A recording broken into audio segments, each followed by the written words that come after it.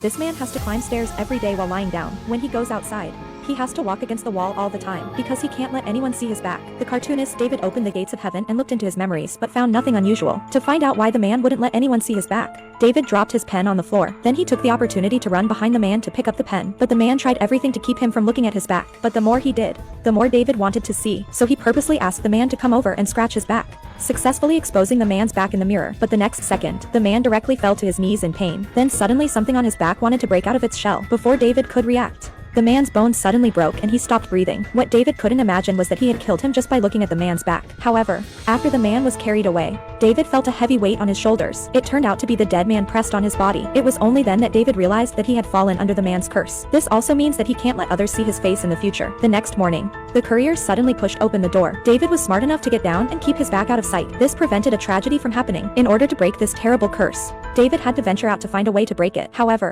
in the eyes of the passers-by, he looked like he was not very smart, but in order to survive, he had to. In order to survive, David came up with an idea, that is to get into the car. That way, no one could see his back. However, how to stand on the road so that no one could see his back and get a taxi became a new problem. He tried to take a few steps, but he was soon gasping for breath. Seeing Jack walking towards him, David hurriedly followed him. Because of the tightly behind Jack, others cannot see his back, but Jack soon realized that there was someone behind him. At the critical moment, David hastily activated his powers. He opened Jack's heavenly door. Then he changed the setting in his memory book that the other party would never look back. From that moment on, Jack never looked back. David followed Jack silently for a long time. When he came to an alley, he was too tired to walk any further. He thought he'd take a rest here, but then, a girl suddenly approached him. The girl was kind enough to help David, but David refused. Unbeknownst to him, this was all a conspiracy designed by David in advance. The purpose was to completely solve the curse on his body. The next moment, David slowly exposed his back to the girl's eyes. The ghost thought that David couldn't hold on any longer and wanted to pass the curse to the girl. He slowly looked towards the girl behind him. However, the next second he was not transferred to the girl's body,